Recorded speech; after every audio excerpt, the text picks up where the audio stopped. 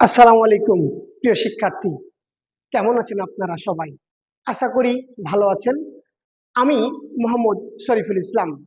আমি আজকে আপনাদের ক্লাস নিব বাংলাদেশ ও বিশ্ব পরিচয় নবম ও দশম শ্রেণী। আমাদের প্রিয় শিক্ষার্থীরা যারা বিজ্ঞানের রয়েছে, বিশেষ করে তারা ফিজিক্স, কেমিস্ট্রি, বায়োলজি, ম্যাথ এই সাবজেক্টগুলো পড়তে গিয়ে বাংলাদেশ ও বিশ্ব পরিচয় এই সাবজেক্টটা তারা পড়ার সময় পায় না, এবং দেখা যায় এই সাবজেক্টটাতে তারা বরাবরই খারাপ করে। অথচ ইচ্ছা করলে বা একটু যদি সচেতন হই আমরা, তাহলে কিন্তু এই বাংলাদেশ বিশ্ব পরিচয়ে আমরা 100-তে 100 মার্ক তুলতে পারি। প্রিয় শিক্ষার্থী, আমি মোহাম্মদ শরীফুল ইসলাম। আমি আপনাদের কথা দিচ্ছি, যদি আপনারা আমার ক্লাসগুলো ভালোভাবে করেন, তাহলে আপনি যে বাংলাদেশ বিশ্ব পরিচয় 100 মার্ক রয়েছে, 30 মার্ক এমসিকিউ এবং 70 মার্ক সিকিউ, আশা করি এই 100 মার্কই আপনাকে ইনশাল্লাহ আমরা কমন দিতে পারবো আমাদের ক্লাস এবং আলোচনার মধ্যে। প্রিয় শিক্ষার্থী, আমরা একটু তাহলে আজকে যে আলোচনা করব সে আলোচনাটায় আমরা যাই। প্রিয় শিক্ষার্থী, তোমরা ইতিমধ্যেই নিশ্চিত হয়েছ যে 2026 পরীক্ষা এসএসসি ব্যাচ তোমাদের শর্ট সিলেবাস বা সংক্ষিপ্ত সিলেবাসে তোমাদের পরীক্ষা হবে। আর সেই কারণে আমাদের পক্ষ থেকে আমরা জানি যে আমাদের প্রথমে যে চ্যাপ্টারটা রয়েছে বাংলাদেশের স্বাধীনতা, দ্বিতীয় অধ্যায়, এই দ্বিতীয় অধ্যায় সম্পর্কে আজকে আমরা আলোচনা করব। বাংলাদেশের স্বাধীনতা। বাংলাদেশের স্বাধীনতা আমরা পেয়েছি দীর্ঘ 9 মাস যুদ্ধ করে। আর দীর্ঘ 9 মাস যুদ্ধ করে 16 ডিসেম্বর 1971 সালে আমরা একটি স্বাধীন সার্বভৌম রাষ্ট্র হিসেবে বিশ্ব মানচিত্রে জায়গা নিয়েছি। আর সেই বাংলাদেশ সম্পর্কে, বাংলাদেশ স্বাধীনতা কিভাবে আসলো সেই সম্পর্কে আমরা আজকে আলোচনা করব। প্রিয় শিক্ষার্থী, আমাদের বাংলাদেশের স্বাধীনতা পড়তে গিয়ে কি কি বিষয়গুলো আমাদের আজকে পড়া লাগবে সেই বিষয়গুলো আমরা একটু দেখব। আজকে আমাদের বাংলাদেশের স্বাধীনতা পড়তে যে আমাদের যেটা পড়তে হবে, মুক্তিযুদ্ধের প্রস্তুতি, সশস্ত্র মুক্তিযুদ্ধ, স্বাধীন বাংলাদেশের অভ্যুদয়, তারপর রয়েছে ঐতিহাসিক 7ই মার্চের ভাষণ, তারপর রয়েছে 25 মার্চের গণহত্যা, তারপর রয়েছে স্বাধীনতার আনুষ্ঠানিক যাত্রা, 1971 বাংলাদেশ সরকার, মুজিবনগর সরকারের কার্যক্রম, তারপরে রয়েছে মুক্তিযুদ্ধে বিভিন্ন পেশাজীবী মানুষের ভূমিকা। মুক্তিযুদ্ধে আমরা দেখেছি যে ছাত্র সমাজ, আমরা দেখেছি পেশাজীবী, তারপর রয়েছে গণমাধ্যম, নারী, জনসাধারণ, প্রবাসী বাঙালি সবার ভূমিকা রয়েছে।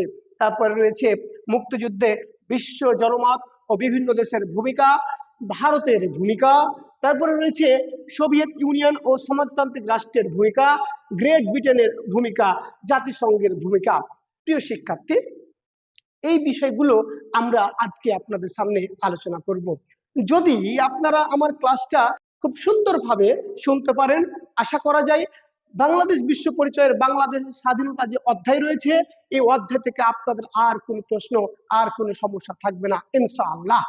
প্রিয় শিক্ষার্থী, আমরা এরপরে আলোচনার পরে কিন্তু আমরা দেখাবো আপনাদের আমাদের আলোচনার ভিতরেই বিভিন্ন গুরুত্বপূর্ণ এমসিকিউ, কিভাবে সৃজনশীল লিখতে হবে, সব বিষয়গুলো আমরা ক্লাস শেষ পর্যায়ে আমরা দেখাবো যে আসলে আমরা যে বললাম 30-এ 30 এমসিকিউ এবং 100-তে আমরা বলেছি 100 মার্ক কমনের জন্য 70 মার্ক যে সিকিউ এবং 30 মার্ক এমসিকিউ, পুরোটাই আপনাদের কি দিব, আমরা কমন দিব।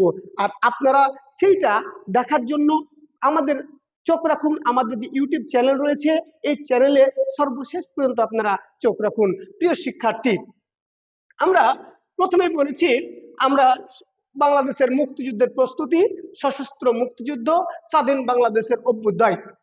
আমরা আমাদের স্লাইড দেখব না প্রিয় শিক্ষার্থী, আমরা আলোচনা করব। আলোচনার মাধ্যমে আমরা আপনাদের জন্য যেটা করব যে আলোচনার সাথে সাথে আপনাদেরকে কি একেবারে পুরো লেকচারটা আপনাদেরকে মুখস্থ করে দেব। আমরা রাজি আছি তো? ইনশাআল্লাহ আপনাদের সাথে আছি আজকের লেকচার নিয়ে। আমরা বাংলাদেশের মুক্তিযুদ্ধটা কেন আসলো একটু আমরা যদি ব্যাকে যাই, তাহলে যেটা পাবো, আমরা দেখেছি 19৭ সালে দুটো নির্বাচন হয়েছিল। একটা হচ্ছে জাতীয় পরিষদ নির্বাচন, আর একটা হচ্ছে গণপরিষদ, আমরা দেখেছি প্রাদেশিক পরিষদ নির্বাচন।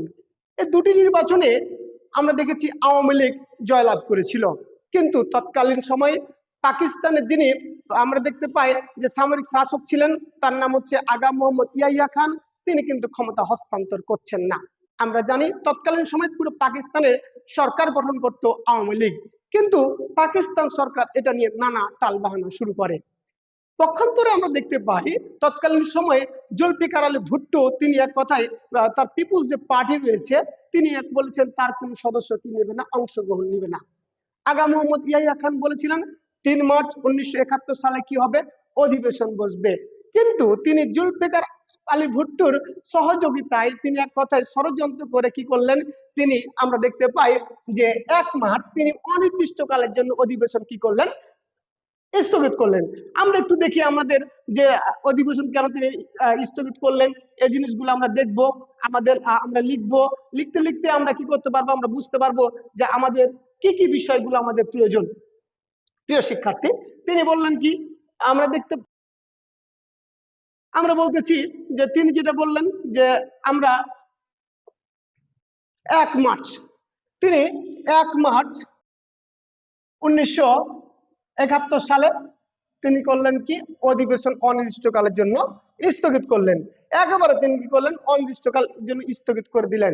তখন আমাদের বাংলার সমাজ, বাংলার ছাত্র সমাজ, বঙ্গবন্ধু শেখ মুজিবুর রহমান সহ আপামর জনতা ক্ষিপ্ত হয় পাকিস্তান সরকার আগা মোহাম্মদ ইয়াহিয়া খানের বিরুদ্ধে। আর এই কারণে দেখতে পাই তার পরবর্তীতে শেখ মুজিবুর রহমান তিনি করলেন কি, 3 মার্চ থেকে অসহযোগ আন্দোলন শুরু করলেন। 2 মার্চ থেকে যখন অসহযোগ আন্দোলন শুরু করলেন তিনি, তারপর থেকে আমরা দেখতে পাই তিনি একটা ঐতিহাসিক ভাষণ দিয়েছিলেন যাকে বলা হয় 7ই মার্চের ভাষণ। কিসের ভাষণ বললাম, 7ই মার্চের ভাষণ। 7ই মার্চের ভাষণটা তিনি দিয়েছিলেন তৎকালীন রেসকোর্স ময়দান, যার বর্তমান নাম হচ্ছে সোহরাওয়ার্দী উদ্যান। আপনাকে এখানে এমসিকিউ বা আমাদের সিকিউর ক নাম্বার দিতে পারে জ্ঞানমূলক প্রশ্নে যে রেসকোর্স ময়দানের বর্তমান নাম কি। রেসকোর্স ময়দানের বর্তমান নাম আমরা কি জানি বলেন তো, সোহরাওয়ার্দী উদ্যান। কি নাম বললাম, সোহরাওয়ার্দী উদ্যান। তাহলে যদি প্রিয় শিক্ষার্থী আপনাদেরকে বলে যে রেসকোর্স ময়দানের বর্তমান নাম কি, তার নাম কি, সোহরাওয়ার্দী উদ্যান। শেখ মুজিবুর রহমান এই 7ই মার্চে যে ভাষণ দিয়েছিলেন, এই ভাষণে তিনি আমরা দেখেছিলাম যে এই ভাষণটা পরবর্তীতে বিশ্ব ঐতিহ্যর প্রামাণ্য দলিল হিসেবে স্বীকৃতি পায়। আপনারা জানেন যে বিশ্ব ঐতিহ্য প্রামাণ্য ইউনেস্কো নামে একটা সংস্থা রয়েছে, যার সদপ্তর হচ্ছে ফ্রান্সের প্যারিসে। আর এই ইউনেস্কো থেকে আমরা দেখতে পেলাম 7ই মার্চের ভাষণকে 2017 সালের 30 অক্টোবর 2017 সালের 30 অক্টোবর 2017 সালে কি করলো, বিশ্ব ঐতিহ্যের প্রামাণ্য দলিল হিসেবে স্বীকৃতি দিলেন। আর এই দিন শেখ মুজিবুর রহমান 7ই মার্চের ভাষণে বেশ কিছু ভাষণ দিয়েছিলেন। তিনি বলেছিলেন এবারের সংগ্রাম আমাদের স্বাধীনতার সংগ্রাম। প্রশ্ন করা হয় এবারের সংগ্রাম স্বাধীনতার সংগ্রাম, এটি এই কথাটি বা এই বাক্যটি কে বলেছেন, তার নাম কি, শেখ মুজিবুর রহমান। আপনাকে প্রশ্ন করবে যে এবারের সংগ্রাম স্বাধীনতা সংগ্রাম কথাটা কে বলেছেন, শেখ মুজিবুর রহমান। কোথায় বলেছেন, 7ই মার্চের ভাষণ বলেছেন। তিনি বলেছেন প্রত্যেক ঘরে ঘরে দুর্গ গড়ে তুলো। যদি প্রশ্ন করা হয় প্রত্যেক ঘরে ঘরে দুর্গ গড়ে তুলো, এই কথাটা কে বলেছেন, তারপরে তিনি বলেছেন রক্ত যখন দিয়েছি রক্ত আরো দেব, কিন্তু এই দেশকে মুক্ত করে ছাড়বো ইনশাআল্লাহ। তারপরে এই যে 7ই মার্চ থেকে এই কথাটি কিন্তু আমাদের জন্য গুরুত্বপূর্ণ। প্রশ্ন করা হয় 7ই মার্চের ভাষণ কে দিয়েছিলেন, শেখ মুজিবুর রহমান। যদি প্রশ্ন করা হয় যে 7ই মার্চের ভাষণ কে দিয়েছিলেন, বললাম শেখ মুজিবুর রহমান। যদি আপনাকে প্রশ্ন করা হয় যে 7ই মার্চের ভাষণ তিনি কোথায় দিয়েছিলেন, তৎকালীন রেসকোর্স ময়দান। রেসকোর্স ময়দানের বর্তমান নাম কি, সোহরাওয়ার্দী উদ্যান। কি বললাম, সোহরাওয়ার্দী উদ্যান। মনে যেন আমাদের থাকে। প্রিয় শিক্ষার্থী, আমরা কিন্তু 7ই মার্চের ভাষণ ইতিমধ্যে শেষ করলাম। 7ই মার্চের ভাষণের পরে কিন্তু শেখ মুজিবুর রহমান একেবারে কি করে দেয়, নির্দেশ করে দেয়, এবং আমাদের ছাত্র সমাজ প্রস্তুতি নিতে থাকে যুদ্ধের জন্য। এই সময় আমরা দেখতে পাই আবার কি আসলো, ওই যে আমরা বলেছি আমাদের এক কথা আগা মোহাম্মদ ইয়াহিয়া খান, তিনি এক কথায় এই অভ্যুত্থান দেখে তিনি 7ই মার্চের ভাষণের পর তিনি সাথে সাথে এক কথায় আমাদের কোথায় আসলেন, আমাদের এক পূর্ব পাকিস্তানে আসলেন। পূর্ব পাকিস্তান আসার সাথে সাথে কি আসছিল, জুলফিকার আলী ভুট্টো আসছিল। 16 থেকে 25 মার্চ পর্যন্ত একটা বৈঠক করেছিল যাকে বলা হয় মুজিব ইয়াহিয়া বৈঠক। ওই বৈঠকটা নামে মাত্র বৈঠক ছিল, কিন্তু ভিতর দিকে কি ছিল, একটা নীল নকশা ছিল। নীল নকশাটা কি, যে এক কথায় আমাদের পূর্ব পাকিস্তানকে কি করবে, তারা হেনস্থা করবে, এক কথায় কি তারা একেবারে এই পূর্ব পাকিস্তান যেন আন্দোলন করতে না পারে, আন্দোলন দমনের জন্য তারা নীল নকশা করছিল।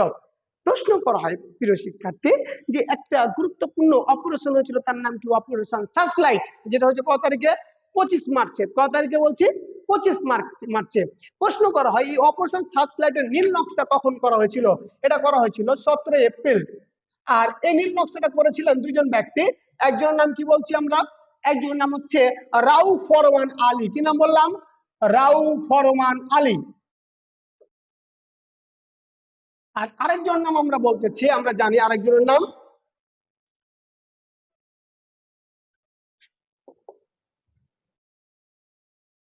আমরা বলতেছি আরেকজনের নাম হচ্ছে জেনারেল টিক্কা খান।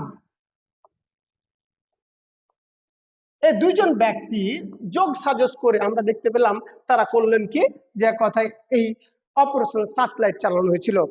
প্রিয় শিক্ষার্থী, অপারেশন সার্চলাইট বা 25 মার্চ এটা একটা গুরুত্বপূর্ণ কিন্তু ঘটনা। আমরা এরপরে যখন টপিক চলে আসবো তখনই কিন্তু আমরা এটা পেয়ে যাব যে আমাদের মুক্তিযুদ্ধের পরে আমরা বলছি বাংলাদেশ স্বাধীনতার যে আনুষ্ঠানিক যাত্রাটা কেন শুরু হলো, স্বাধীনতা কেন আমরা ঘোষণা করলাম। আমরা তো এমনিতে স্বাধীনতা ঘোষণা করিনি প্রিয় শিক্ষার্থী, আমাদের স্বাধীনতা ঘোষণা করতে তারা বাধ্য করেছিল। কেন করেছিল একটু আমরা যাই। এটা বললাম যে ওই যে 17 মার্চ 1971 সালে তারা কি করেছিল? অপারেশন সার্চলাইটে নীল নকশা করেছিল। অপারেশন সার্চলাইটটা কি? আমরা দেখেছিলাম যে এক রাতে তারা প্রায় 50,000 ব্যক্তিকে কি করেছিলেন? রাতের আধারে হত্যা করেছিলেন। আর এটা হচ্ছে আমরা যেটা হয়েছিল নেতৃত্ব দিয়েছিলেন রাউ ফরমান আলী আর এবং কি বলছে জেনারেল টিক্কা খান। তার পরবর্তীতে আমরা দেখতে পেলাম যে 26 আমরা দেখতে পাই মার্চ, কত তারিখ বললাম? 26 মার্চ। 26 মার্চ 1971 সালে দেখতে পাই জিয়াউর রহমান, 26 মার্চ 1971 সালে জিয়াউর রহমান আমরা দেখতে পাই চট্টগ্রামের কালুরঘাটের বেতার কেন্দ্র, যার নাম পরবর্তী দেওয়া হচ্ছে কি স্বাধীন বাংলা বেতার কেন্দ্র। এখান থেকে বাংলাদেশের তিনি স্বাধীনতা ঘোষণা করলেন। যখন তিনি বাংলাদেশ স্বাধীনতা ঘোষণা করলেন তার পরের দিন তিনি আবারও আমরা দেখতে পেলাম 27 মার্চ 1971 সালে বঙ্গবন্ধুর নামে তিনি আবার স্বাধীনতা ঘোষণা করলেন। এ কারণে যদি প্রশ্ন করা হয় বাংলাদেশ স্বাধীনতা ঘোষণা করেছেন কে, তার নাম কি বললাম? জিয়াউর রহমান। আপনাদের জন্য গুরুত্বপূর্ণ প্রিয় শিক্ষার্থী, আপনাদের জন্য এই বছর খুবই গুরুত্বপূর্ণ যে বাংলাদেশের স্বাধীনতা ঘোষণা করেন কে, তার নাম কি বললাম? জিয়াউর রহমান। তার পরবর্তীতে আমরা দেখতে পেলাম যখন যুদ্ধ ঘোষণা হয়ে গেল তখন আমাদের ছাত্র সমাজ, তারপরে জনতা, তারপরে হচ্ছে আমাদের কিছু পুলিশ বাহিনী বাংলাদেশ পক্ষ অবলম্বন করেছিল, তারপরে আমরা বলেছি কিছু বিডিআর ছিল আমাদের, তারপরে আমরা দেখেছি কিছু ইউপিআর ছিল, নারী, শিক্ষক, শ্রমজীবী, পেশাজীবী সকল মানুষ কি করলো? আমাদের যুদ্ধে অবতীর্ণ হলো আমাদের বাংলাদেশ। তার পরবর্তীতে আমরা দেখতে পেলাম এই যুদ্ধটাকে পরিচালনার জন্য একটা সরকার গঠন করা হয়েছিল। ইতিহাসে যাকে কি বলা হয় বলেন তো? মুজিবনগর সরকার। কি সরকার বলা হয় বললাম? মুজিবনগর সরকার। আমরা এই যে প্রশ্ন করা হয় যে 1971-এর মুজিবনগর সরকার এটা কিভাবে এক কথা হলো বা মুজিবনগর সরকারের ঘটনা কি, এইটা সম্পর্কে আমরা একটু আপনাদেরকে বলবো। প্রিয় শিক্ষার্থী, মুজিবনগর সরকার এটা গঠিত হয়েছিল 1971 সালের 10 এপ্রিল। যদি প্রশ্ন করা হয় মুজিবনগর সরকার গঠিত হয়েছিল কখন? 10 এপ্রিল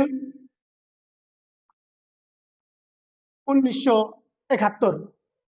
আমি আবার বলছি প্রিয় শিক্ষার্থী, মুজিবনগর সরকার গঠন করা হয়েছিল কখন, কত তারিখে?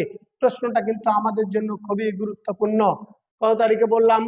10 এপ্রিল 1971 সালে। তারপরে প্রিয় শিক্ষার্থী, মুজিবনগর সরকারটা গঠন হয়েছিল মেহেরপুরে। কোথায় গঠিত হয়েছিল? মেহেরপুরে। এটা আমরা দেখতে পাই মুজিবনগর সরকারটা গঠন হয়েছিল 10 এপ্রিল 1971 সালে মেহেরপুরের বৈদ্যনাথ তলা ভাবের পড়ায়। পরবর্তীতে এই সরকারটা শপথ গ্রহণ করলো 17 এপ্রিল 1971 সালে। 17 এপ্রিল কত তারিখে বললাম আমরা? 1971 সালে মুজিবনগর সরকারটা শপথ গ্রহণ করলো। শপথ গ্রহণ আমরা দেখতে পাই যে শপথ গ্রহণ করলো এবং মুজিবনগর সরকারে কয়জন সদস্য ছিল? 6 জন সদস্য নিয়ে তারা কি করছিল? এই সরকারটা গঠন করেছিল। প্রিয় শিক্ষার্থী, আগে আমি নামগুলো বলবো, তারপরে আমাদের স্লাইড করা আছে, স্লাইডে দেখা দিব আমাদের এই নামগুলো কি কি সরকার। আমরা দেখতে পাই মুজিবনগর সরকারের যিনি রাষ্ট্রপতি এবং মুক্তিযুদ্ধের সর্বনায়ক ছিলেন তার নাম হচ্ছে বঙ্গবন্ধু শেখ মুজিবুর রহমান। তারপর আমরা জানি স্বরাষ্ট্র, ত্রাণ ও পুনর্বাসন মন্ত্রী ছিলেন AHM কামরুজ্জামান। অর্থমন্ত্রী ছিলেন ক্যাপ্টেন M মনসুর আলী। কি নাম বললাম? Captain M Mansur Ali. তারপরে পররাষ্ট্র এবং আইনমন্ত্রী ছিলেন খন্দকার মোস্তাক আহমেদ। আমরা দেখতে পাই অস্থায়ী রাষ্ট্রপতি যিনি ছিলেন তার নাম হচ্ছে সৈয়দ নজরুল ইসলাম। প্রধানমন্ত্রী ছিলেন তার নাম হচ্ছে তাজউদ্দিন আহমেদ। আমরা আবার একটু রিভিশন করি। বাংলাদেশের আমরা দেখতে পাই প্রথম রাষ্ট্রপতি কে ছিলেন? রাষ্ট্রপতি ছিলেন বঙ্গবন্ধু শেখ মুজিবুর রহমান, তাকে মুক্তিযুদ্ধের সর্বাধিনায়ক বলা হয়। তারপর আমরা বলতেছি যে প্রথম অস্থায়ী রাষ্ট্রপতি কে ছিলেন? সৈয়দ নজরুল ইসলাম, যিনি উপরাষ্ট্রপতি ছিলেন। তারপর যদি প্রশ্ন করা হয় প্রথম প্রধানমন্ত্রী কে ছিলেন, তার নাম হচ্ছে তাজউদ্দিন আহমেদ। তারপরে যদি আপনাকে প্রশ্ন করা হয় প্রথম অর্থমন্ত্রী ছিলেন কে? Captain M Mansur Ali. প্রথম আমরা দেখতে পাই স্বরাষ্ট্র, ত্রাণ ও পুনর্বাসন মন্ত্রী কে ছিলেন, তার নাম হচ্ছে AHM কামারুজ্জামান। তারপরে যদি প্রশ্ন করা হয় প্রথম আমরা বা অস্থায়ী সরকারের আমরা বলতে যদি কোনো প্রশ্ন হয় পররাষ্ট্রমন্ত্রী বা আইন মন্ত্রী কে ছিলেন, তার নাম হচ্ছে খন্দকার মোস্তাক আহমেদ। প্রিয় শিক্ষার্থী, আমরা একটু স্লাইডের মাধ্যমে আমরা একটু দেখালেই আপনারা বুঝতে পারবেন যে আমাদের কি কি আপনার এই সরকারের ছিল। একটু আপনাদের দেখা দিই। এই যে একটু আপনারা দেখলে বুঝতে পারবেন যে রাষ্ট্রপতি আমরা বলতেছি মুক্তিযুদ্ধের সর্বাধিনায়ক ছিলেন বঙ্গবন্ধু শেখ মুজিবুর রহমান। উপরাষ্ট্রপতি কে ছিলেন? সৈয়দ নজরুল ইসলাম। তারপরে বলছি প্রধানমন্ত্রী কে ছিলেন? তাজউদ্দিন আহমেদ। তারপরে কি বলছি অর্থমন্ত্রী কে ছিলেন? M মনসুর আলী। স্বরাষ্ট্র, ত্রাণ ও পুনর্বাসন মন্ত্রী কে ছিলেন? AHM কামরুজ্জামান। পররাষ্ট্র আইনমন্ত্রী কে ছিলেন? খন্দকার মোস্তাক আহমেদ। এই সরকারটা যখন গঠন করা হয়ে গেল তখন আমরা দেখতে পেলাম তারা কি করলো, তারা একটা উপদেষ্টা পরিষদ গঠন করলো। এই উপদেষ্টা পরিষদেরও সদস্য ছিল 6 জন। 6 জনের নামগুলো একটু আমি বলি। আমরা দেখতে পাই মাওলানা আব্দুল হামিদ খান ভাসানী, তিনি এক কথায় কি ছিলেন? ন্যাপ সদস্য ছিলেন, ভাসানী ন্যাপ। মুজাফফর আহমেদ, তিনিও ন্যাপ ছিলেন। তারপর বলছি কমরেড মনি সিং ছিলেন। তারপর আমরা দেখেছি আমাদের এখানে তাজউদ্দিন আহমেদ ছিল, আপনারা একটু লেকচার সিটে দেখতে পাচ্ছেন। আমরা বলছি তাজউদ্দিন আহমেদ ছিলেন। তারপর আমরা দেখেছি কি খন্দকার মোস্তাক আহমেদ ছিলেন। প্রিয় শিক্ষার্থী, আমাদের এখান থেকে খুবই একটা গুরুত্বপূর্ণ প্রশ্ন রয়েছে, যে খুবই গুরুত্বপূর্ণ, যে মুক্তিযুদ্ধের সময় প্রধান সেনাপতি কে ছিলেন? একটু আপনারা দেখলে বুঝতে পারবেন। মুক্তিযুদ্ধের সময় প্রধান সেনাপতি ছিলেন কর্নেল M.A.G. ওসমানী। খুবই গুরুত্বপূর্ণ প্রশ্ন। যে আমরা দেখেছি মুক্তিযুদ্ধের সময় যদি প্রশ্ন করা হয় কয়জন, তো মনে করলে কি ছিলেন বা এক কথা বলছি সদস্য ছিলেন অস্থায়ী সরকারের 6 জন। উপদেষ্টা পরিষদ সদস্য কয়জন ছিলেন? 6 জন। যদি প্রশ্ন করা হয় প্রধান সেনাপতি কে ছিলেন? আমরা জানি জেনারেল M.A.G. ওসমানী। প্রিয় শিক্ষার্থী, আপনাকে এই সময় প্রশ্ন দিতে পারে যে উপদেষ্টা পরিষদের যে 6 জন সদস্য ছিল বা নিচের কোনজন সদস্য ছিল বা ছিল না, এই প্রশ্নটা কিন্তু আপনাকে দিতে পারে। তাই আমাদের একটু দেখতে হবে যে আমাদের এই বাংলাদেশের খন্দকার আমরা বলতেছি যে এখানে আপনারা দেখেন মাওলানা আব্দুল হামিদ খান ভাসানী, তারপরে বলছি মুজাফফর আহমেদ, তারপরে আমরা বলছি শ্রী মনোরঞ্জন ধর, তারপর আমরা বলতেছি মনি সিং, তারপরে কি বলতেছি আমাদের খন্দকার মোস্তাক আহমেদ, তারপরে এখানে বলতেছি তাজউদ্দিন আহমেদ। এই যে 6 জন ব্যক্তি নিয়ে কি উপদেষ্টা পরিষদ গঠন করা হয়েছিল। এবং তারা কি করলো, মুক্তিযুদ্ধের সময় আমরা দেখতে পাই মুক্তিযুদ্ধকে বা সমগ্র বাংলাদেশকে 11টি সেক্টরে বিভক্ত করেছিলেন। যদি প্রশ্ন করা হয় মুক্তিযুদ্ধের সময় কয়টি সেক্টর ছিল, কয়টি সেক্টর ছিল বললাম? 11টি। কয়টি বললাম? 11টি। প্রশ্ন কিন্তু হয়ে থাকে আমাদের, আপনাকে প্রশ্ন দিতেই পারে যে মুক্তিযুদ্ধের সময় কয়টি সেক্টর ছিল? কয়টি সেক্টর ছিল? 11টি। তারপরে আপনাকে এখান থেকে আরো প্রশ্ন দিতে পারে, আমরা জানি মুক্তিযুদ্ধের সময় ব্রিগেড আকারের 3টি ফোর্স ছিল। কয়টি ফোর্স ছিল? 3টি। এই 3টি ফোর্সের কাজ কি ছিল? প্রশ্ন হতেই পারে, আপনাকে এক কথা আপনার মনের ভিতরে জাগতে পারে যে 3টি ফোর্সের কাজ কি ছিল। এদের কাজ ছিল যে আমাদের যে এক কথা যারা নিরস্ত্র বাঙালি ছিল, যারা তারা বেসামরিক লোক ছিল, তাদেরকে ট্রেনিং দেওয়া মুক্তিযুদ্ধের জন্য। আর তাদেরকে ট্রেনিং এর মাধ্যমে কি করা লাগবে? তাদেরকে ট্রেনিং এর মাধ্যমে আমাদের যুদ্ধের জন্য প্রস্তুত করা লাগছিল। 3টা বাহিনী ছিল, ফোর্স ছিল। একটা ছিল জেড ফোর্স, জেড ফোর্সের প্রধান ছিলেন জিয়াউর রহমান। তারপরে ছিল এস ফোর্স, এস ফোর্সের প্রধান ছিলেন শফিউল্লাহ। কে ফোর্স, কে ফোর্সের প্রধান ছিল খালেদ মোশাররফ। তার পরবর্তীতে এই অস্থায়ী সরকারটা আমরা দেখতে পেলাম কি করলেন, তারা বা এই আমরা মুজিবনগর সরকারটা তারা কার্যক্রম শুরু করলেন। তার পরবর্তীতে আমাদের জন্য যে আলোচনার তারপরে যে টপিকস রয়েছে, আপনারা একটু সেই টপিকসটা একটু দেখি প্রিয় শিক্ষার্থী। আমরা দেখি তারপরে আমাদের যে টপিক ছিল, আহ আমরা দেখেছি তারপরে আমাদের মুক্তিযুদ্ধ সম্পর্কে আমরা দেখেছি আমাদের বিভিন্ন পেশাজীবী শ্রেণীজীবী মানুষের ভূমিকা ছিল। যখন মুজিবনগর সরকারটা গঠন হলো, তার নির্দেশে দেখতে পেলাম তারা কি করলো, এক কার্যক্রমটা মুক্তিযুদ্ধকে কি করলো, একেবারে কিভাবে কিভাবে তৈরি হবে, মুক্তিযুদ্ধ কিভাবে কিভাবে কাজ করবে, সবগুলোকে তারা প্রশাসনিক কাজগুলো এই মুজিবনগর সরকার থেকে পরিচালিত হতে থাকলো। তারপরে আমরা দেখতে পাচ্ছি যে আমাদের মুক্তিযুদ্ধের সময় বিভিন্ন এক কথায় আমাদের কার্যক্রম চলেছে, যেমন বিভিন্ন পেশাজীবী মানুষের ভূমিকা। আসলে মুক্তিযুদ্ধ তো কোনো একটা নির্দিষ্ট ব্যক্তিকে কেন্দ্র করে গড়ে ওঠেনি যে একজন ব্যক্তি সব করে দিবে, এটা তো করতে পারবে না।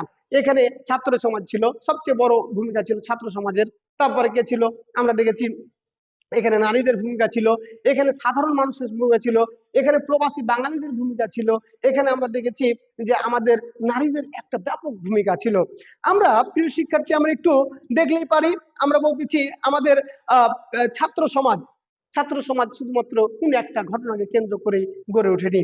ছাত্র সমাজ যতগুলো এখন পর্যন্ত স্বৈরাচারী আন্দোলন হয়েছে, সবগুলো আন্দোলনে এই ছাত্র সমাজ ভূমিকা রেখেছে।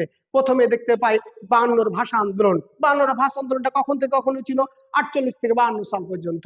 তারপরে দেখতে পাই আমরা 62 শিক্ষা আন্দোলন, 62 থেকে 64 সাল পর্যন্ত শিক্ষা রিপোর্ট হয়েছিল, এটার বিরুদ্ধে ছাত্র সমাজ আন্দোলন করেছিল। তারপরে কি হয়েছিল, আমরা দেখতে পাই 66-র 6 দফা আন্দোলন করেছিল কারা, ছাত্ররা আন্দোলন করেছিল। তারপরে আমরা দেখতে পাই যে 68 আমরা 69-এর গণ অভ্যুত্থান, এখানে ছাত্ররা কি করেছিল, গণ অভ্যুত্থান করেছিল। তো আপনারা জানেন সবাই যে কি হয়েছিল, আসাদকে হত্যা করতে হয়েছিল। আসাদ কোথাকার ছাত্র ছিল, ঢাকা বিশ্ববিদ্যালয়ের ছাত্র ছিল। এবং তাকে যখন হত্যা করা হলো তখন কি পুরো বাংলাদেশের মানুষ একবারে গণ অভ্যুত্থানে কিনলো রূপ নিল। তাহলে বুঝতে পারছেন ছাত্ররা কেমন ভূমিকা পালন করেছিল। 71-এর আমরা দেখেছি যে সর্বোপরি 71-এর যে মুক্তিযুদ্ধ হয়েছিল, এই মুক্তিযুদ্ধে আমাদের ছাত্ররা, স্কুল কলেজের পড়ুয়া ছাত্ররা ট্রেনিং নিয়ে আমরা দেখতে পাই কি করলো, তারা মুক্তিযুদ্ধকে সফল করলো। তারপরে প্রিয় শিক্ষার্থী আমরা দেখতে পাই পেশাজীবী, সাধারণ অর্থে যারা বিভিন্ন পেশায় নিয়োজিত তারাই হচ্ছেন পেশাজীবী। এখন পেশাজীবীর তো কোনো একটা নির্দিষ্ট সংখ্যা হয় না। পেশাজীবী কারা, যিনি শিক্ষক, যিনি এক কথায় প্রশাসনিক দায়িত্বে রয়েছে। তারপরে দেখতে পাই শিক্ষক ছাড়াও আমরা দেখি অনেক ধরনের কর্মচারী, ব্যাংকার, সবকিছু এক কথায় বুদ্ধিজীবী, আমরা সবাই কি বলতে পারি পেশাজীবী। এরা কি করেছে, এরা বিভিন্ন সময় বিভিন্ন জায়গায় কি করেছে, এরা ভূমিকা রেখেছে। তারপরে আমরা বলতেছি আমাদের মুক্তিযুদ্ধে নারী সমাজ। নারী সমাজ আপনারা জানেন যে মুক্তিযুদ্ধে যারা এক কথা কি করতো, তাদেরকে আশ্রয় দান করা, তাদের খাবার তৈরি করা, তারপরে কি করতো, তাদেরকে বিভিন্ন ভাবে কি করতো, হেল্প করতো। যেমন তাদের এক কথা চিকিৎসা লাগবে, নারীরা কি করেছে ট্রেনিং নিয়ে, যেমন কি করেছে জীবনের ঝুঁকি নিয়ে তারা গেরিলা যুদ্ধের জন্য তারা কি করেছে, প্রস্তুত করেছে। তাহলে বুঝতে পারছেন নারী শিক্ষাদের কতটা, নারী নারী সমাজে কতটা ভূমিকা ছিল। এবং তারা এটাই করেনি, এ কারণে পরবর্তী দেখতে পাই সরকার তাদেরকে মুক্তিযোদ্ধার স্বীকৃতি দিয়েছে। 2016 সালে তাদের বীরঙ্গনা উপাধি দিয়ে দেওয়া হয়েছিল। এবং আমরা দেখতে পাই মুক্তিযুদ্ধের সময় আমরা দেখেছি দুইজন ব্যক্তিকে কি দেওয়া হয়েছিল, বীর প্রতীক উপাধিও দেওয়া হয়েছিল, যেমন তারামান দেবী এবং সেতারা বেগমকে। এগুলো আমরা আমাদেরকে বিভিন্ন ভাবে আমাদের বিভিন্ন সময় আমরা জানলেই বুঝতে পারবো যে মুক্তিযুদ্ধের সময় নারী সমাজের ভূমিকাটা কতটুকু ছিল। প্রিয় শিক্ষার্থী, তারপর হচ্ছে গণমাধ্যম। গণমাধ্যম আমাদের পাকিস্তানরা যে আমাদের বাংলাদেশের বর্বরতা চালাচ্ছে, এইটা সর্বপ্রথম বহির্বিশ্বে প্রকাশ করেছিল কিন্তু এই গণমাধ্যমগুলো। সর্বপ্রথম তারা কি কি করেছে, যে কিভাবে এক কথা যুদ্ধ হচ্ছে এটা তারা সবসময় আমাদের যখন তারা ছাপাচ্ছে, তখন আমাদের বাংলাদেশের মানুষজনের কি হচ্ছে, যুদ্ধের প্রতি একটা অন্যরকম টান চলে আসতেছে। আর এই কারণে আমরা দেখতে পাই যে আমাদের যে যখন আমাদের 26 মার্চ কি হলো, যুদ্ধ শুরু হলো, তখন কোথা থেকে কি করলো, আমরা দেখতে পাই স্বাধীন বাংলা বেতার কেন্দ্র থেকে কি করলো, প্রচার করলো। তারপরে সেখানে বিভিন্ন কি করলো, কবিতা, যেমন আমরা দেখতে পাই স্বাধীনতার চরমপত্র পাঠ করতো, জল্লাদের দরবার পাঠ করা হতো। এগুলো আমাদের মানুষকে কি করতো, উদ্বুদ্ধ করতো মুক্তিযুদ্ধের জন্য। সে কারণে আমাদেরকে খুব এই আমাদের গণমাধ্যমটা আমাদের বাংলাদেশের মুক্তিযুদ্ধকে কি করেছে, অনেকটাই সহযোগিতা করেছে। প্রিয় শিক্ষার্থী, আপনাকে ঘ নম্বরে প্রশ্ন দিতে পারে যে মুক্তিযুদ্ধে কি গণমাধ্যমের ভূমিকা রয়েছে? তুমি কি মনে করো? অবশ্যই আমি মনে করি, যে কারণ মুক্তিযুদ্ধের সময় আমরা দেখতে পাই স্বাধীন বাংলা বেতার কেন্দ্র থেকে কি করা হয়েছে, আমাদেরকে বলা হয়েছে যে আমাদের বাংলাদেশ স্বাধীন হলো আজ থেকে, ঠিক আছে, স্বাধীনতা ঘোষণা করলেন মেজর জিয়াউর রহমান। তারপর আমরা দেখতে পেলাম চরমপত্র যখন পাঠ করতো তখন আমাদের মানুষজন উদ্বুদ্ধ হতো। এই কারণে আমরা বলতে পারি কি, যে মুক্তিযুদ্ধে আমাদের বাংলাদেশে গণমাধ্যম কি করেছে, সহযোগিতা করেছে। তারপর আমরা দেখতে পাই জনসাধারণ, আমরা দেখতে পাই মুক্তিযুদ্ধে বেশিরভাগ মারাই গিয়েছে জনসাধারণ, 30 লক্ষ শহীদ। তার মধ্যে আমরা দেখতে পাই সবচেয়ে বেশি সংখ্যাটা হচ্ছে জনসাধারণের, যাদের উদ্দেশ্য ছিল, তাদের কোনো এক কথায় কি ছিল না, তাদের কোনো তাদের কাজই ছিল বা তাদের ইচ্ছা ছিল যে কোনো কিছুর বিনিময়ে আমাদের বাংলাদেশকে কি করতে হবে, স্বাধীন করতে হবে। আর এ কারণে তারা কি করেছে, যুদ্ধে অংশগ্রহণ করে নিজের মায়া ত্যাগ করে তারা কি করেছে, বাংলাদেশ যুদ্ধে অংশগ্রহণ করেছে। প্রিয় শিক্ষার্থী, আমাদের এই বাংলাদেশ এমনিতেই স্বাধীন হয়নি। স্বাধীন করার জন্য আমাদেরকে সেইভাবে কি করতে হয়েছে, আমাদের 30 লক্ষ মানুষকে হারাতে হয়েছে, 30 লক্ষ শহীদ হতে হয়েছে। তাই আমাদের কিন্তু আমাদের এই জনসাধারণের একটা ব্যাপক ভূমিকা রয়েছে। প্রবাসী বাঙালি, আমরা দেখতে পাই প্রবাসী বাঙালিরাও আমাদের মুক্তিযুদ্ধের আন্তর্জাতিক স্বীকৃতির জন্য, আন্তর্জাতিক আনুগত্যের জন্য তারা কাজ করেছে, বিশেষ করে ব্রিটেন ও আমেরিকা। প্রশ্ন যদি করে কোন দুই দেশের, এক কথায় প্রবাসীরা সবচেয়ে বেশি কাজ করেছে, কোন দুই দেশের বলেন তো? একটা হচ্ছে ব্রিটেন আর আরেকটা হচ্ছে কি আমেরিকা। এরা এখানে যারা প্রবাসী ছিল তারা আমরা দেখতে পাই ব্যাপকভাবে এক কথা কি উল্লেখযোগ্য কাজ করেছে। আর এই কারণে আমরা দেখতে পাই মুক্তিযুদ্ধের সময় আমাদের যে একজন ব্রিটেনের একজন হাই কমিশন বাংলা মুজিবনগর সরকারে কে দিয়েছিল, দুধ দিয়েছিল, তার নাম হচ্ছে বিচারপতি আবু সাইদ চৌধুরী। প্রশ্ন করা অনেক সময়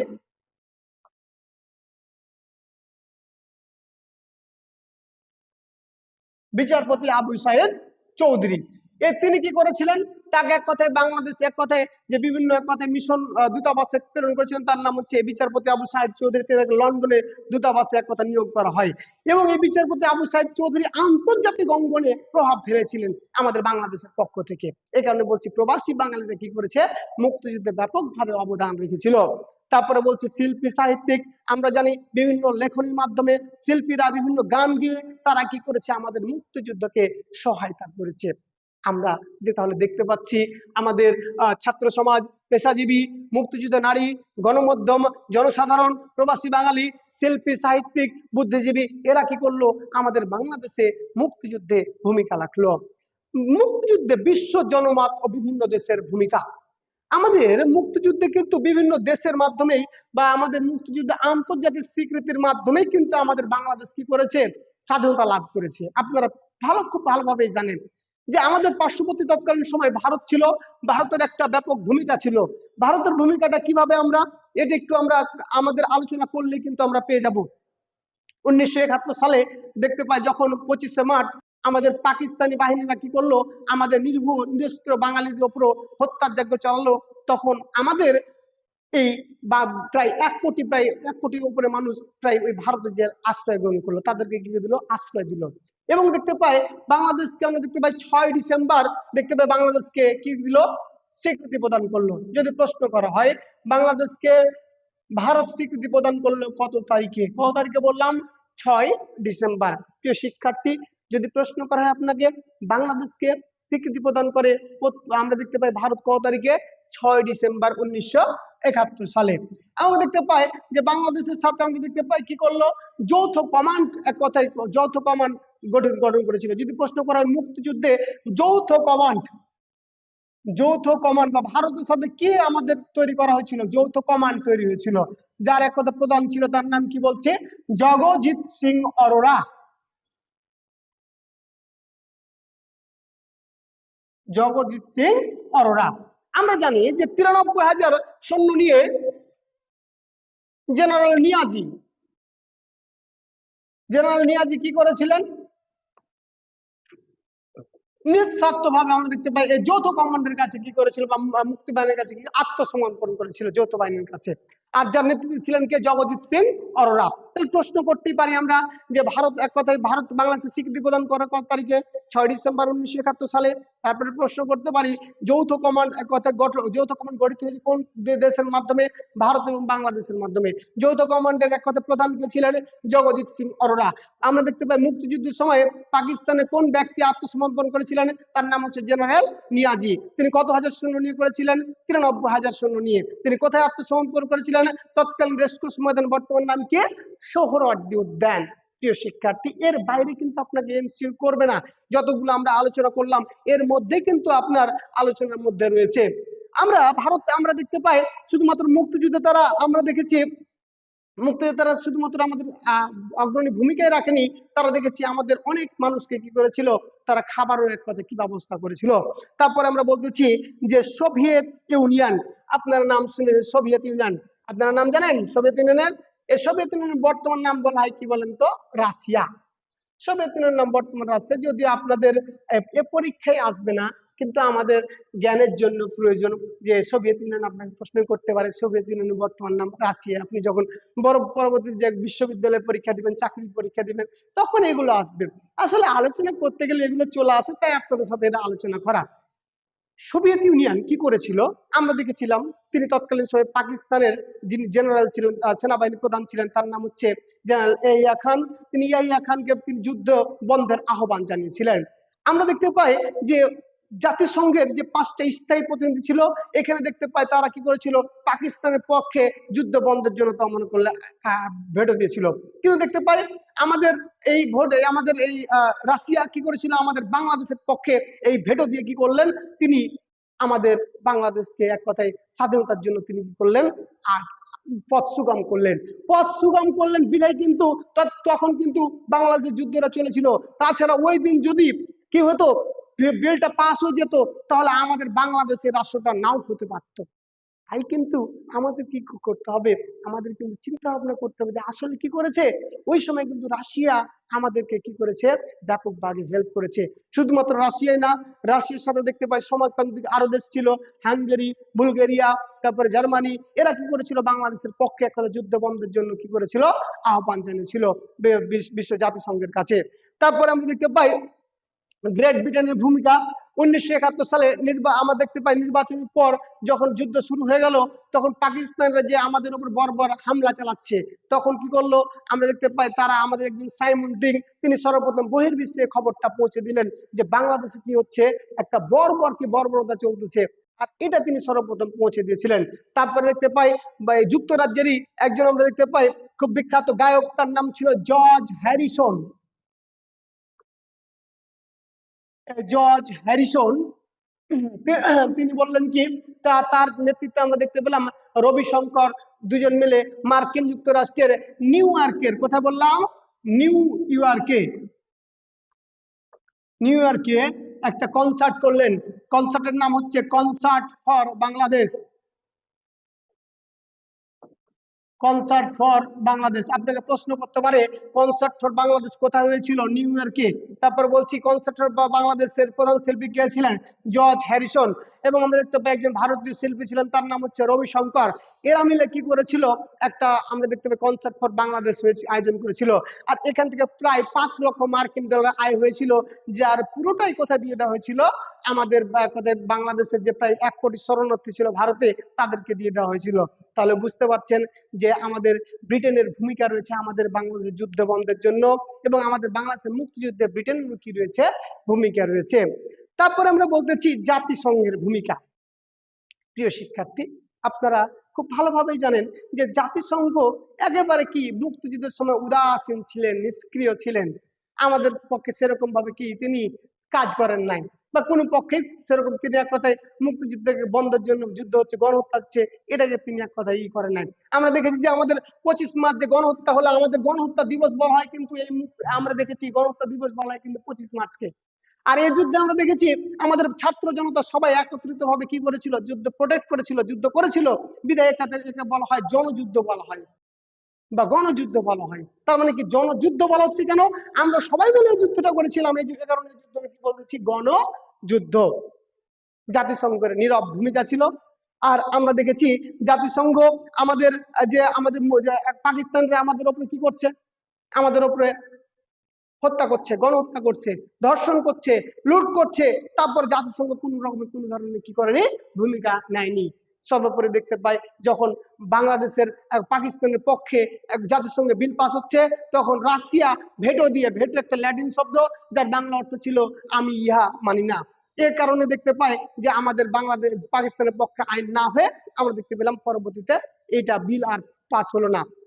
জাতিসংঘে একেবারে কি করেছে, আমাদের উপরে নীরব ভূমিকা পালন করেছে, আমাদেরকে জাতিসংঘ কোন রকমের সাহায্য সহযোগিতা করে না এই যুদ্ধে।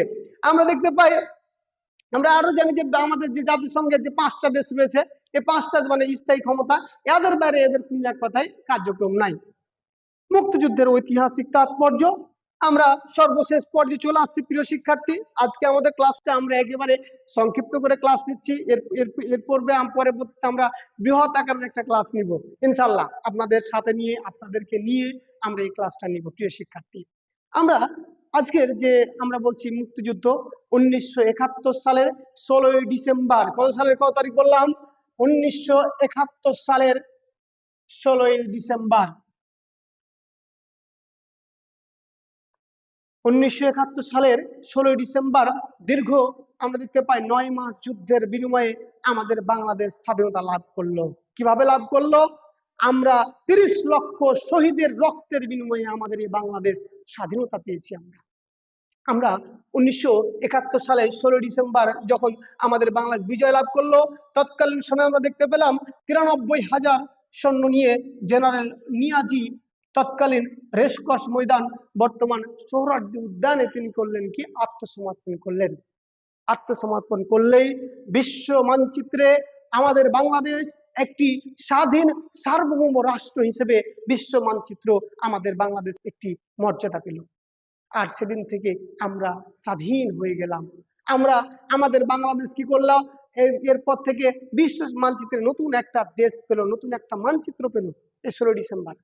তারপরে আমরা দেখতে পাই মুক্তিযুদ্ধ নিয়ে আমাদের যতগুলো আজকে আলোচনা করলাম, সেগুলো যদি আমরা একটু সামারাইজ করি, আমাদের যা যা আমরা পড়ালাম একটু যদি আমরা দেখি কি কি পড়ালাম। আমরা পড়ালাম মুক্তিযুদ্ধের প্রস্তুতি, সশস্ত্র মুক্তিযুদ্ধ, স্বাধীন বাংলাদেশের অভ্যুদয়, ঐতিহাসিক 7 মার্চের ভাষণ, 25 মার্চের গণহত্যা, স্বাধীনতার আনুষ্ঠানিক যাত্রা, 1971 সালে বাংলাদেশের মুজিবনগর সরকার। এই যে এগুলো পড়ালাম, আমরা একটু এমসিকিউ গুলো পারি কিনা প্রিয় শিক্ষার্থী। আমরা এমসিকিউ গুলো করার পর আমরা আপনাদেরকে দেখাবো যে আসলে আমাদের আমরা যে আলোচনা করলাম এখান থেকে আমাদের প্রশ্নগুলো কমন আসছে কিনা, আপনারা বুঝতে পারবেন যে আমাদের প্রশ্নগুলো কমন আসছে কিনা। একটু আমরা দেখি, আমরা বললাম কি, আপনারা আমাদের আলোচনা যে করলাম আমরা সৃজনশীল লিখতে পারবো কিনা, একটু আমাদের আলোচনা দেখলে আপনারা বুঝতে পারবে যে আমরা যে আলোচনা করছি তার ভিতর থেকেই আপনার যে এমসিকিউ থাকবে সেগুলো আপনি পেয়ে যাবেন ইনশাআল্লাহ।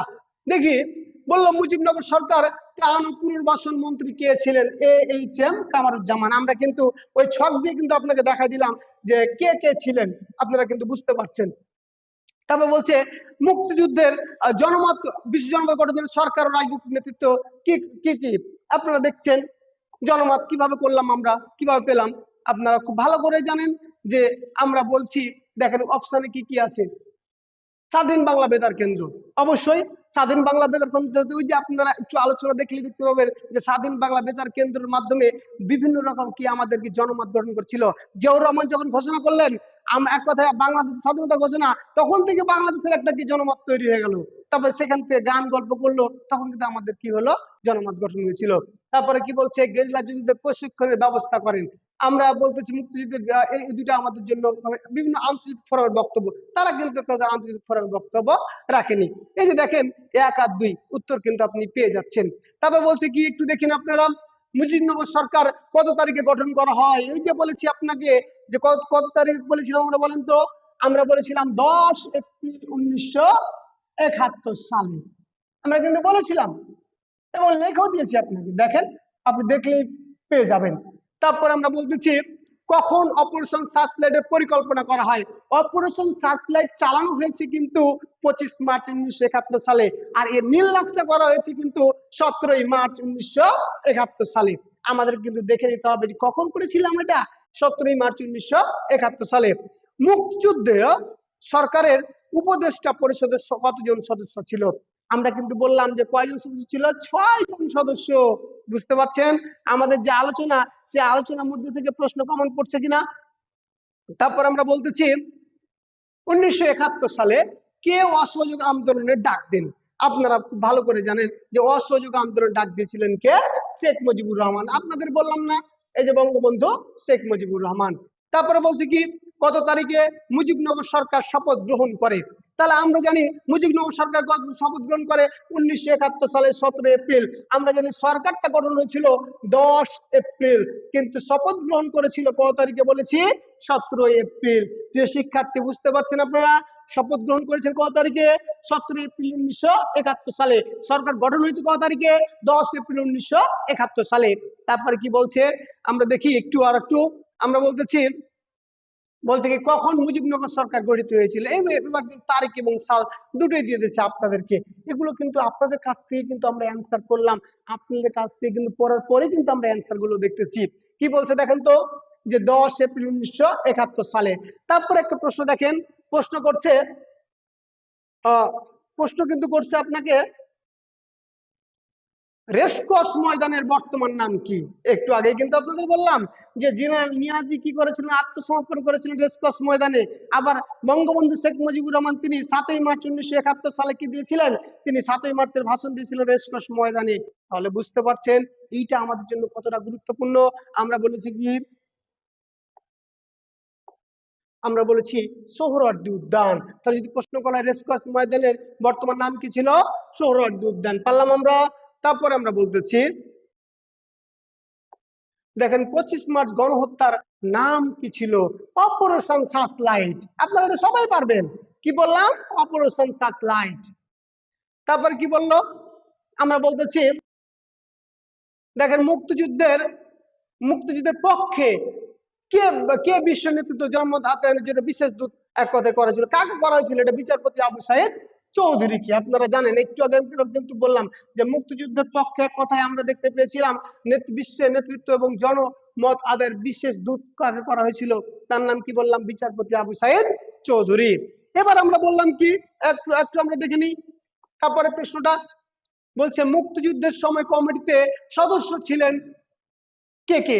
আমরা দেখতে পেয়েছি যে সৈয়দ নজরুল ইসলাম তিনি ছিলেন না, এইচ.এম. কামারুজ্জামান তিনিও ছিলেন না, এম মনসুর আলী তিনিও ছিলেন না। তারা কিন্তু কি ছিলেন? আমরা দেখতে পাই যে আমাদের মুজিবনগর সরকারের তারা কি ছিলেন? সদস্য ছিলেন। আর এই কারণে আমরা বলতেছি কি মনি সিং তিনি কিন্তু এটা দেখতে পাই, আমরা দেখতে উপদেষ্টা কমিটির সদস্য ছিলেন। মনি সিং বাদ দিয়ে ছিলেন মাওলানা আব্দুল হামিদ খান ভাসানী ছিলেন। তারপর মাওলানা আব্দুল হামিদ খান ভাসানীর সাথে কে ছিলেন? আমরা দেখতে মুজাফফর ছিলেন। তারপরে কি ছিলেন? আমাদের আরো গুরুত্বপূর্ণ ব্যক্তি ছিলেন তাজউদ্দিন আহমদ ছিলেন, খন্দকার মোস্তাক আহমেদ ছিলেন। কিন্তু আমরা দেখতে পাই এখানে তাজউদ্দিন আহমদ নাই, খন্দকার মোস্তাকও নাই, তারপরে আমরা দেখতে পাচ্ছি ভাসানীও নাই। তাহলে কি আমরা এই মনি সিংটা নিয়ে নিতে পারছি?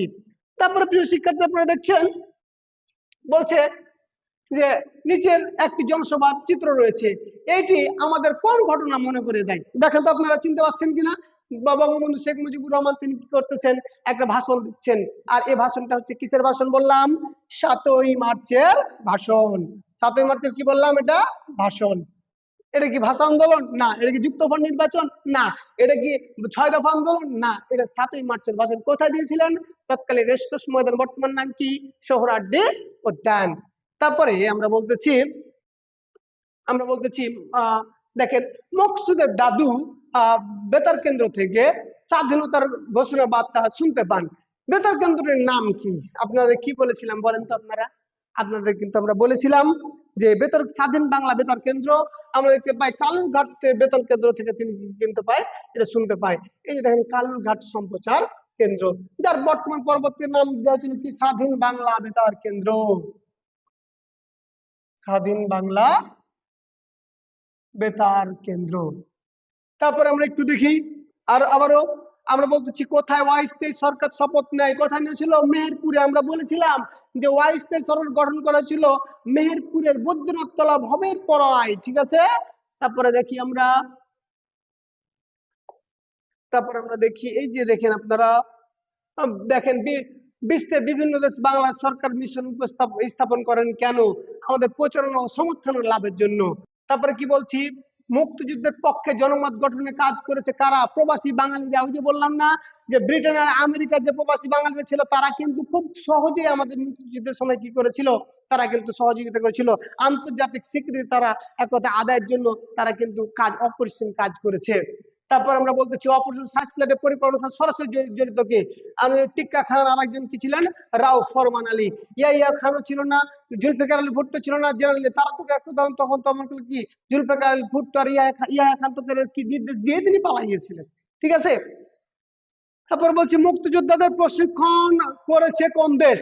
আপনারা একটু আগে বললাম যে এখানে প্রায় কি গেরিলা করে তারা এখানে 3টে যে ব্রিগেড ফোর্স হয়েছিল ওইখান থেকে তারা মুক্তিযোদ্ধা ভারত থেকে কি করেছিল, ট্রেনিং দেওয়া হয়েছিল। 1971 সালে কত তারিখে, কোন তারিখে সার্বভৌম দেশ হিসেবে বাংলাদেশকে স্বীকৃতি প্রদান করেছে?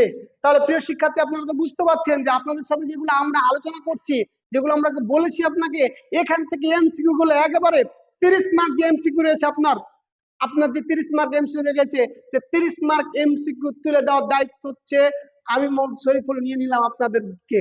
যে কোনো প্রশ্ন আপনার আসবে, আপনি ক্লাস করবেন, আপনি অবশ্যই বুঝতে পারবেন, এটুকু আপনি নিশ্চিত থাকবেন ইনশাআল্লাহ।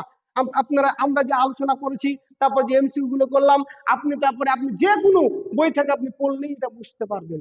আমরা দেখেন, আমরা বলতেছি তার পরবর্তী তারিখ দেখেন যে কত তারিখে সার্বভৌম দেশে বাংলাদেশকে স্বীকৃতি প্রদান করেছে, এটা আপনারা জানেন। কিন্তু আপনারা কিন্তু জানেন যে 6 ডিসেম্বরের কথা কি করেছে, স্বীকৃতি প্রদান করেছে। তারপর বলছি কোন দেশ সরকার যৌথ কমান্ড গঠন করে? কোন দেশ বলো তো? ভারত কি করলো, যৌথ কমান্ড গঠন করলো। তারপর আমরা বলতেছি একটু আমরা বহুপদী গুলোতে আমাদের কিন্তু সমস্যা হয়। প্রিয় শিক্ষার্থী, আজকে দেখবো আপনাদের বহুপদী যা যা সমস্যা রয়েছে সব সমস্যা সমাধান করে দেবো ইনশাআল্লাহ। আছি তো আমরা নাকি? ইনশাআল্লাহ আছি। আমরা দেখি একটু, দেখেন 1971 সালে গণহত্যার দায়িত্বে ছিল কারা কারা? এই যে আমরা দেখতে পাই, আপনারা একটু দেখেন, আমরা বললাম টিক্কা খান ছিল, রাও ফরমান আলী ছিল, ঠিক আছে, ফজলুল্লাহ কিন্তু ছিল না। তাহলে বুঝতে পারছেন আমাদের পড়ার মধ্যেই পাচ্ছেন তো আপনি, ইনশাল্লাহ পাচ্ছেন, ইনশাল্লাহ পাবেন। ঠিক আছে। তারপরে আমরা বলছি